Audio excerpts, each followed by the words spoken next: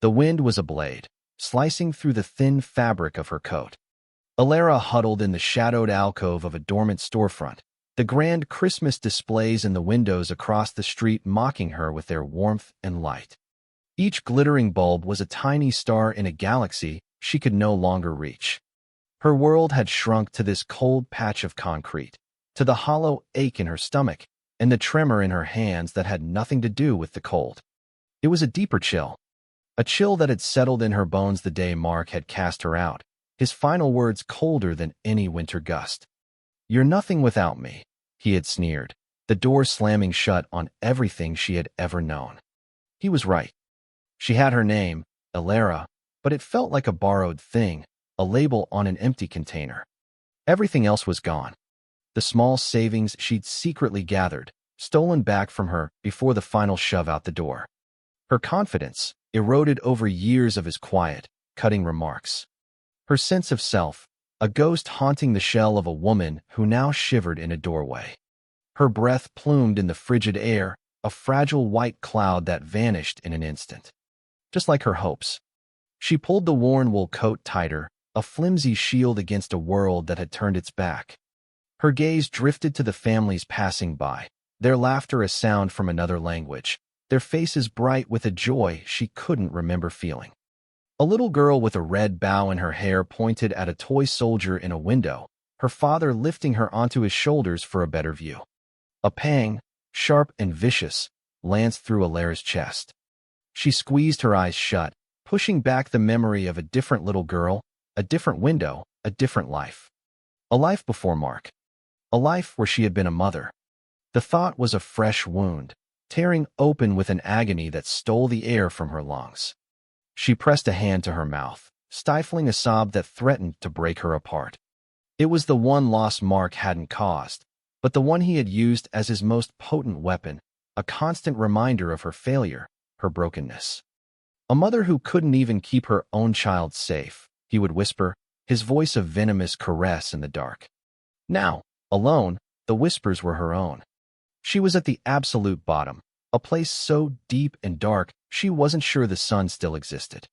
A long black car, sleek and silent as a panther, pulled to the curb nearby. Alara barely noticed.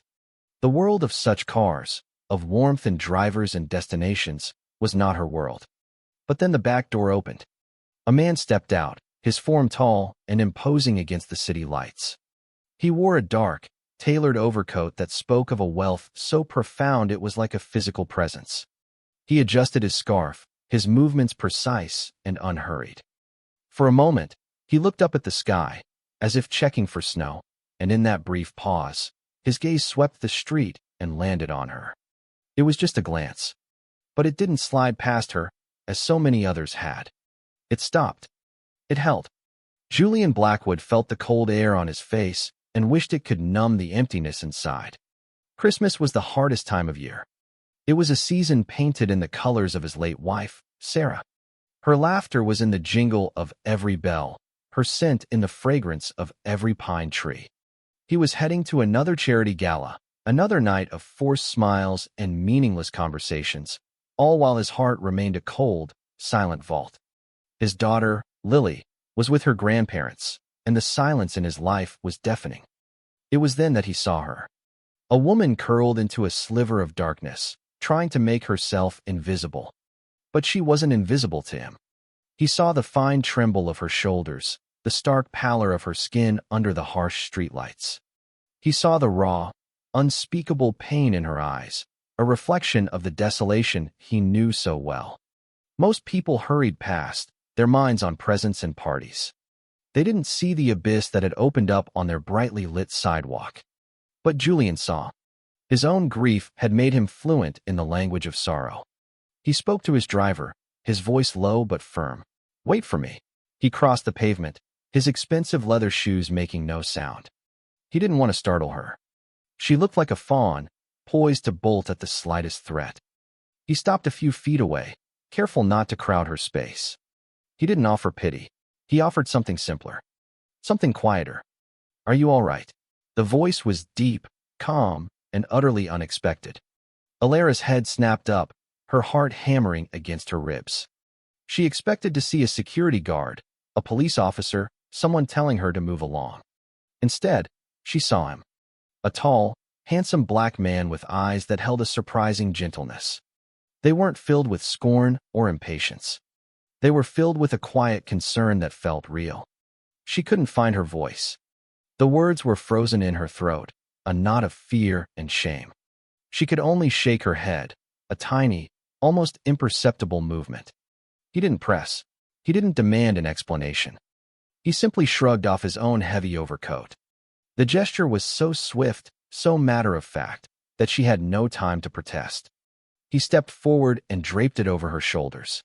The coat was impossibly heavy, lined with cashmere that felt like a sin against her chilled skin. It smelled of sandalwood and cold night air, a scent of safety and substance. Warmth, real and immediate, began to seep into her, chasing away the bone-deep cold. It was so overwhelming, this simple act of kindness, that tears pricked her eyes. "You can't," she whispered, her voice a raw croak. "You'll be cold." He gave a small, sad smile that didn't quite reach his eyes. "I have others," he said simply. "You look like you need this one more." He saw the suspicion warring with desperation on her face. He knew this world was not kind to women alone on the street. "I'm not going to hurt you," he said, his voice soft.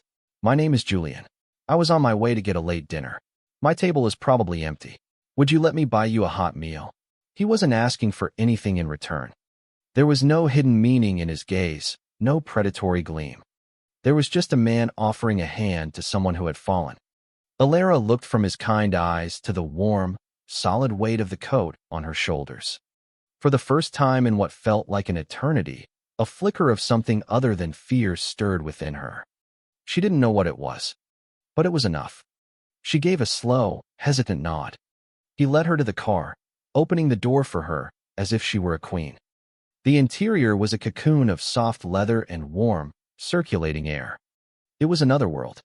She sank into the seat, the coat still wrapped around her like a protective shell, and for the first time in days, she allowed herself to breathe. The penthouse was less a home and more a museum.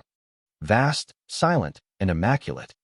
Floor-to-ceiling windows revealed a breathtaking panorama of the city, a carpet of glittering lights that seemed to stretch on forever. But inside, everything was shades of gray and white. Polished marble floors, minimalist furniture, and abstract art that offered no comfort. It was beautiful, but it was sterile. It was the home of a man who lived with ghosts. Alara stood in the entryway, feeling small and out of place, a smudge of dirt on a pristine canvas. Julian's coat was still around her shoulders, a borrowed piece of a life she couldn't comprehend. "My housekeeper is off for the holidays," Julian said, his voice echoing slightly in the cavernous space. "The kitchen is this way. Please, make yourself at home. Make herself at home." The phrase was so foreign it was almost laughable. She hadn't had a home in years, not really. She had only had Mark's house, where she had lived as a guest on perpetual probation.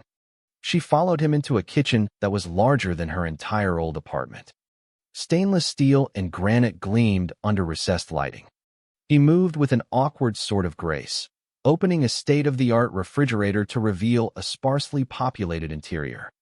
He found some soup, a gourmet brand in a carton, and poured it into a saucepan. The silence between them was thick, broken only by the quiet hum of the induction stovetop. Alara didn't know what to do, where to stand. She felt like a trespasser, a charity case. The shame was a physical weight, pressing down on her. "Thank you," she managed to say, the words feeling inadequate. He glanced over his shoulder, his expression unreadable.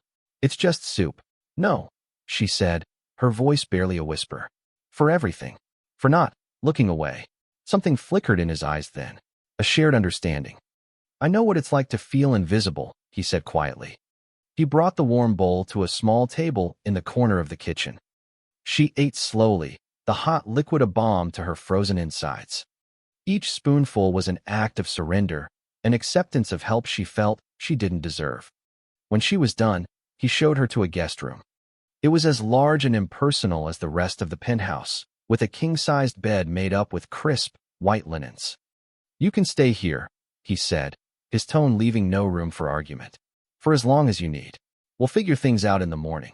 He closed the door softly behind him, leaving her alone in the silent luxury. Alara walked to the window, looking out at the city that had almost swallowed her whole.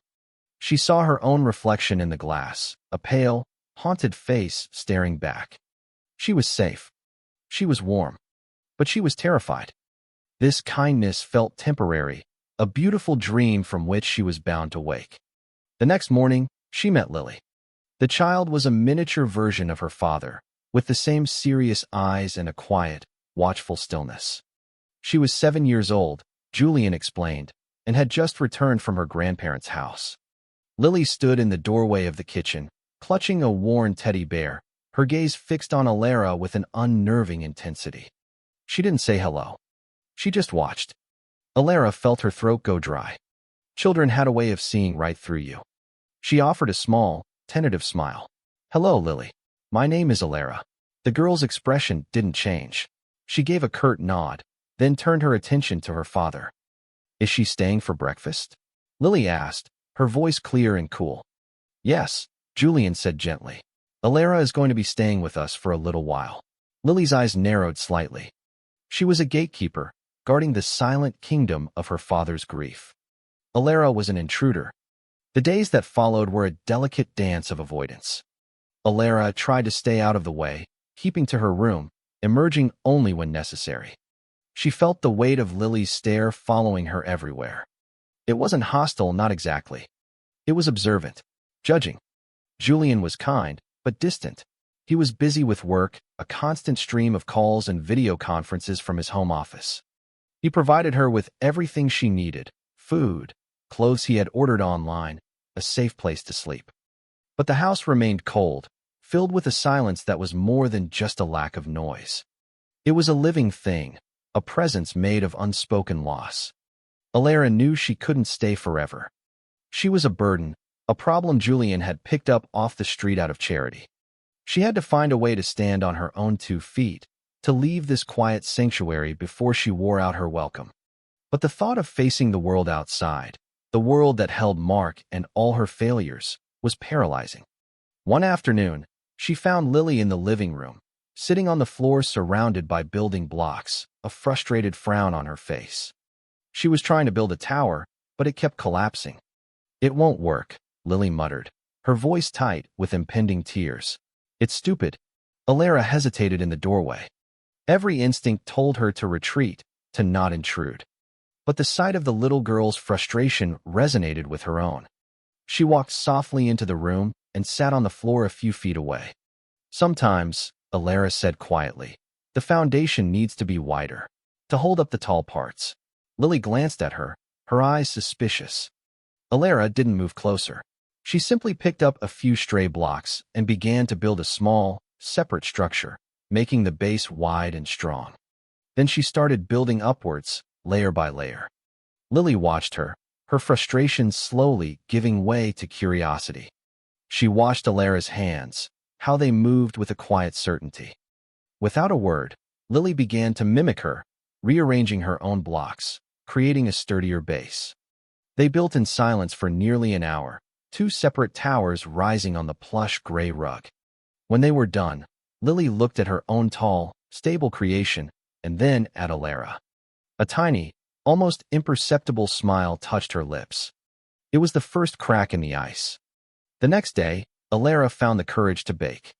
The kitchen was Julian's, but it felt like the only place she could contribute, the only place she knew how to be useful. She found flour, sugar, eggs, and made a simple batch of gingerbread cookies. The scent, warm and spicy, filled the sterile air of the penthouse, a stark contrast to its usual cool silence. It was the smell of home, a home she was trying to remember. Lily appeared in the doorway, drawn by the aroma. She watched as Alara pulled the golden brown shapes from the oven. Alara set the baking sheet on the counter to cool. My mom used to make these, Lily said, her voice so soft it was almost swallowed by the huge room. For Christmas. Alara's heart clenched. She did, she asked gently. Did she let you decorate them? Lily nodded, her eyes fixed on the cookies. We used white icing and little red candies for buttons. Alara searched the well-stocked pantry and, to her surprise, found everything they needed. She mixed a bowl of icing while Lily watched, her earlier suspicion replaced by a quiet anticipation. Alara handed the girl a small spatula. "Do you want to show me how?" Lily hesitated for only a second before taking it. Together, they decorated the gingerbread men, their fingers occasionally brushing. Lily worked with a fierce concentration, carefully placing each candy button, her small tongue poking out from the corner of her mouth. When they were finished, a whole army of smiling gingerbread men lay before them. Lily picked one up and took a bite. Her eyes widened. "It tastes right," she said, a note of wonder in her voice. It was the highest compliment Alara could have received. Later that evening, as Alara was tidying the kitchen, Lily approached her. She was holding a piece of paper in her hands. She held it out to Alara without a word. It was a drawing. A wobbly, crayon-drawn picture of two women, one tall and one small, standing next to a mountain of cookies. They were both smiling. Above their heads, Lily had drawn a bright yellow sun. Tears welled in Alara's eyes. It was more than a drawing. It was a gift. An acceptance. A sign that maybe, just maybe, she wasn't invisible after all. "Thank you, Lily," Alara whispered, her voice thick with emotion. "It's beautiful." Lily simply nodded, a faint blush on her cheeks, before turning and running from the room, her shyness returning. Alara held the drawing to her chest, the simple piece of paper feeling more precious than anything she had ever owned. The house was dark, the only light coming from the city below, painting long, ghostly shadows on the walls. Sleep wouldn't come. Alara wandered into the kitchen, seeking a glass of water, anything to quiet the racing of her mind. She found Julian there, sitting at the small table, staring into a mug of what was probably cold coffee. The polished CEO was gone. In his place was a man who looked tired, his shoulders slumped with a weight she was beginning to recognize. He didn't seem surprised to see her. "Can't sleep either?" he asked, his voice rough with fatigue. She shook her head, pulling a robe tighter around herself. "Too quiet." He managed a faint smile. "Or too loud, depending on what you're listening for." She understood that completely. She poured herself a glass of water and sat down opposite him, the vast kitchen feeling strangely intimate in the pre-dawn stillness. "Lily gave me a drawing today," she said softly. Julian looked up, and for the first time, she saw a flicker of genuine warmth in his eyes. "She hasn't drawn anything in a long time. Not since." He didn't need to finish the sentence. "She said you made cookies," he continued, "like her mother used to." "I didn't mean to overstep," Alara said quickly, a flush of panic rising in her. No," he interrupted, his voice firm but gentle. "Thank you for bringing a piece of her back into this house. I haven't known how." The confession hung in the air between them, raw and vulnerable. A door had been opened. She was lucky to have a mother like that, Alara whispered, her own loss a sharp, familiar ache. Julian looked at her, his gaze searching. "You talk as if you understand." And suddenly, the story she had kept locked away for so long began to spill out. She told him about her daughter, Chloe. About the fever that came on so suddenly, the rush to the hospital, the doctor's helpless faces. She told him about the suffocating guilt, the feeling that she had failed in her most fundamental duty. And she told him about Mark. How he had come into her life during her darkest grief, a charming savior who slowly, methodically, dismantled her. How he used her loss as a weapon, twisting her sorrow into a tool of control, convincing her she was broken, incompetent, and worthless without him. She spoke in a low, halting voice, the words tasting like ash in her mouth. Julian listened without interruption. He didn't offer platitudes or easy reassurances. He just listened, his entire being focused on her, his eyes holding a deep, resonant empathy that made her feel seen, truly seen, for the first time in years. When she finished, her voice choked with unshed tears, the silence returned. But it was a different kind of silence. It was full, not empty. It was a space of shared understanding. "My wife, Sarah," Julian began, his own voice quiet and thick with memory. "It was a car accident. A drunk driver. She and Lily were coming home from a ballet lesson." He paused, his jaw tight. "Lily walked away with just a few scratches. Sarah, she was gone instantly. He stared down at his hands, resting on the cold granite table. For a long time, I couldn't look at Lily without feeling this wave of rage. Not at her, at the universe, at the unfairness of it all. That she was here, and Sarah wasn't. It was a monstrous feeling, and I hated myself for it. He finally looked up, his eyes shining with unshed tears. I threw myself into work. I built this empire, this cold, empty fortress, because it was easier than feeling anything. I thought I was protecting Lily by providing for her, but I was just hiding from her and from myself. In that moment, they were no longer a billionaire and a homeless woman. They were just two people, shipwrecked by life, who had found each other on a deserted shore. Their shared wounds formed a bridge between them, a connection far deeper than gratitude or pity. It was a bond of mutual recognition, the recognition of a survivor. "You're not hiding anymore," Elara said softly. "Neither are you," he replied. And in the quiet darkness of the kitchen, as the first hint of dawn began to lighten the sky, something shifted. The cold, sterile house began to feel a little bit more like a home. The fragile peace they had built was shattered a week before Christmas. Elara was scrolling through a news site on a tablet Julian had given her, trying to reacquaint herself with a world she had been absent from, when she saw his face. Mark. He was smiling his polished, charming smile, his arm around a local politician at a charity event. The headline read, "Real estate magnate Mark Renshaw pledges support for Children's Hospital." Bile rose in Alara's throat. The hypocrisy was staggering. But it was the article below it that made her blood run cold. It was a puff piece on Mark, painting him as a self-made man with a heart of gold. And then she saw her name. A recent, painful split from his long-term partner, Elara Vance, who sources say has been struggling with severe emotional instability since the tragic loss of her child years ago. "He did everything he could for her," a friend of Renshaw's commented. "But in the end, you can't help someone who won't help themselves."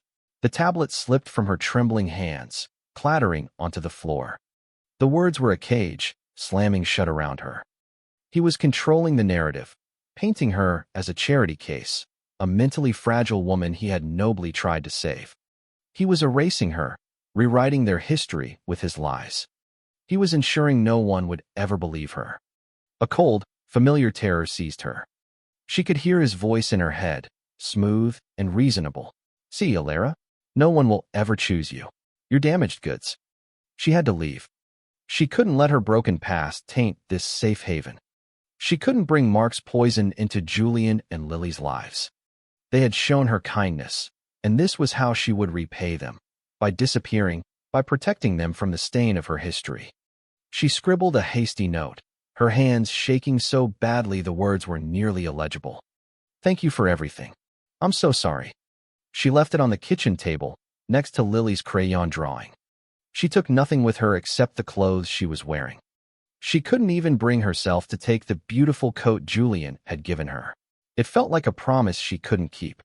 She slipped out of the penthouse, her heart a leaden weight in her chest.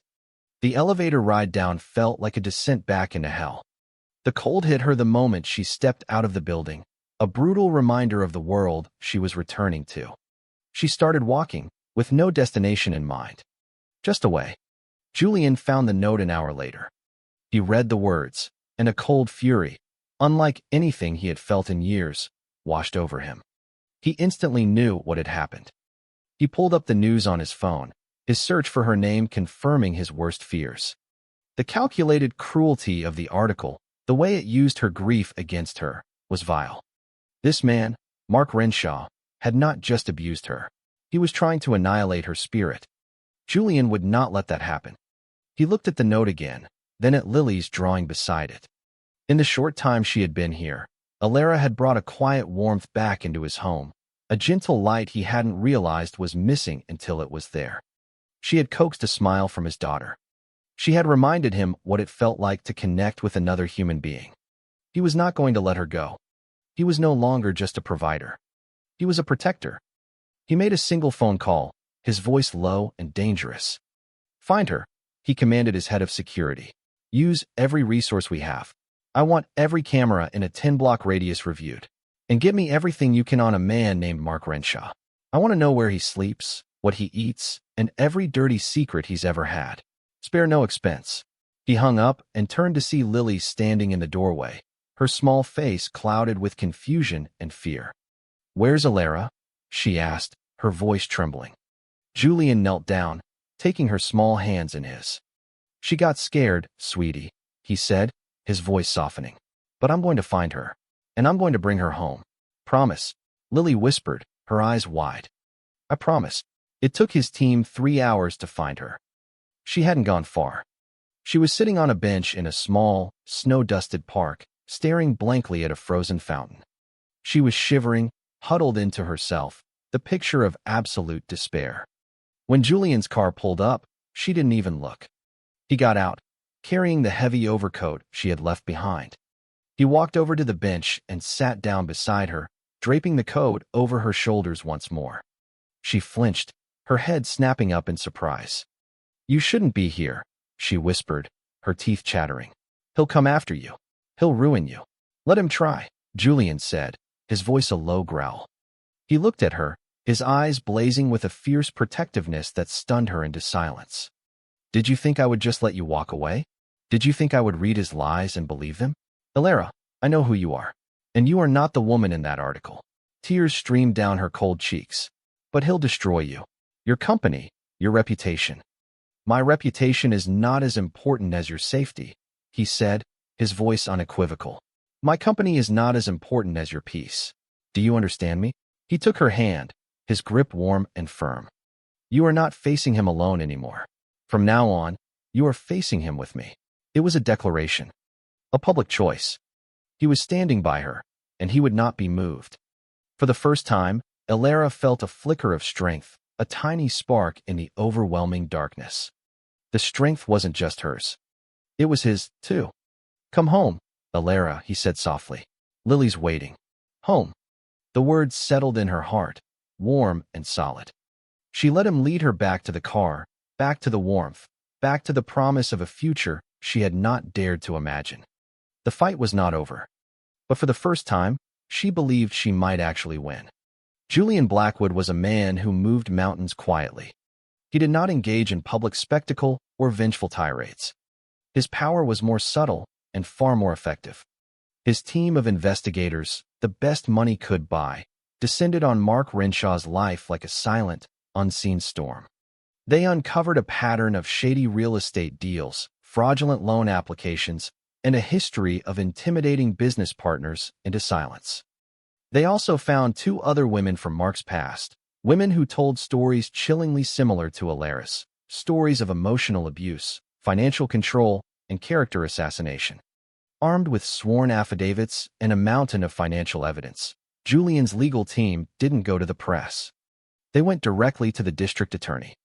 Mark Renshaw was arrested 2 days before Christmas Eve, not for the bruises he left on the soul, but for the crimes of greed and fraud that were so much easier to prove.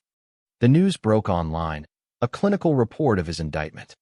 His carefully constructed public image crumbled into dust. When Alara saw the headline, she didn't feel triumph. She felt a profound, shuddering relief. It was the feeling of a heavy chain, worn for so long she had forgotten its weight, suddenly falling away. She was free. Truly and finally free from her past. That night, the penthouse was quiet, but it was a comfortable silence. A Christmas tree, which Alara and Lily had spent the afternoon decorating, stood in the corner of the living room, its lights twinkling softly. The air smelled of pine and the lingering scent of baked cookies. Julian came and stood beside her as she gazed at the tree. "It's over," he said quietly. "Thank you," she whispered, turning to face him. "I don't know how I can ever." He placed a gentle finger on her lips, silencing her. "You don't have to thank me," he said, his eyes searching hers. "Watching you come back to life, watching you with Lily, that's all the thanks I need." He hesitated, and she saw a flicker of vulnerability in the powerful man, a nervousness that was almost endearing. "Alara," he began, his voice low. "This house, it was just a structure before you came. A place to sleep. You and Lily, you've made it a home." He took a small step closer, his gaze intense. "I don't want to lose that. I don't want to lose you." Before he could say more, a small voice piped up from the doorway. "Daddy." They turned to see Lily standing there, clutching her teddy bear, her face a mixture of hope and childish seriousness. She walked over to Julian, but her eyes were on Alara. "Christmas is in 2 days," Lily said, as if stating a very important fact. She then turned her solemn gaze to her father. "Can Alara be our Christmas present?" she asked. "Can she stay? Forever?" Julian's heart cracked open at the pure, simple sincerity of the question. He looked from his daughter's hopeful face to Alara's, where tears were glistening in her eyes. He knelt down to Lily's level, but his next words were for Alara. "I think that's the best idea I've ever heard," he said, his voice thick with emotion. He reached into his pocket and pulled out a small, velvet box. He hadn't planned to do it this way, but the moment was too perfect, too real. He opened the box. Inside was a simple, elegant diamond ring that seemed to capture all the light from the Christmas tree. "Alara Vance," he said, his voice shaking slightly. "You are the strongest, kindest, most resilient woman I have ever met. You have healed a part of me I thought was dead forever. You have given my daughter back her smile." He took her hand, his touch sending a jolt of warmth through her. "I'm asking you to let us be your family. Let me be your partner, your protector, and your friend. Let us build a life together, filled with light and laughter." He paused, giving her all the power, all the agency she had been denied for so long. "Will you marry me?" Lily gasped, her hands flying to her mouth, her eyes wide with excitement. Alara looked at Julian, kneeling before her, offering not just a ring, but a future. She looked at Lily, who was practically vibrating with hope. This was real. This was happening. Tears of joy, not sorrow, streamed down her face. "Yes," she breathed, the word a release, a promise, a new beginning. "Yes." Julian slid the ring onto her finger. It was a perfect fit. Lily let out a whoop of joy and threw her arms around both of them, pulling them into a tight, messy, wonderful hug. The three of them knelt there, wrapped in each other's arms, bathed in the warm, festive glow of the Christmas tree. The ghosts of the past were finally silent. The cold, empty penthouse was filled to the brim with love. It was, at long last, a home. The wedding was not a grand affair. There were no society pages to inform, no hundreds of guests to impress. It took place a few months later, on a bright spring day, in the garden Julian had recently installed on the penthouse terrace. Cherry blossoms drifted on the breeze, and the city skyline served as their witness. The only guests were Lily's grandparents, Julian's closest friend, and the 2 women his investigators had found, who were now, with Alara's support, beginning to rebuild their own lives. Alara wore a simple cream-colored dress, her hair adorned with a single white rose. She had never felt more beautiful, not because of the dress, but because of the steady, loving gaze of the man waiting for her. Julian stood, handsome and serene in a dark suit, his eyes never leaving her face.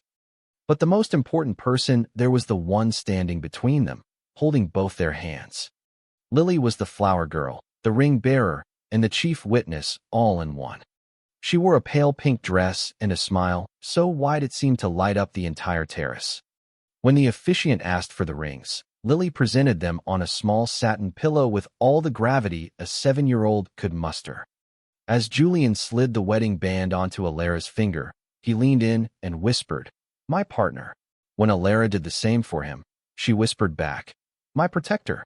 They were declared husband and wife, and as Julian kissed her, gently and deeply, Lily cheered, clapping her hands with unrestrained delight. Later, as the small group celebrated with champagne and cake, Alara found a quiet moment to herself at the edge of the terrace, looking out over the city. It was the same view that had once terrified her, a symbol of everything vast and indifferent that could swallow her whole. Now, it looked different. It looked like a world of possibility. A hand slipped into hers. It was Lily. She held up her wrist, showing Alara a small, beaded bracelet she had made. "It's for you," Lily said. "It's a family bracelet. See, that's Daddy, that's me, and that's you." She pointed to 3 colored beads, a dark blue one for Julian, a bright pink one for herself, and a warm, golden one in the middle. For Alara. Alara's heart swelled, so full of love it felt like it might burst. She knelt and hugged the little girl tightly. "It's the most beautiful bracelet I've ever seen," she said, her voice catching. Julian came and wrapped his arms around both of them, his chin resting on top of Alara's head. "Everything all right over here?" he asked softly. "Everything," Alara replied, looking up at him, her eyes shining. "Everything is perfect." She was no longer the broken woman shivering in a doorway. She was a wife, a mother. She was whole. The wind still blew over the city, but it was no longer a blade. It was just a breeze, carrying the scent of cherry blossoms and the promise of a new spring. Her broken pieces hadn't just been mended. They had been rearranged, put together with love and trust to build something far stronger and more beautiful than what had been there before. They had built a family.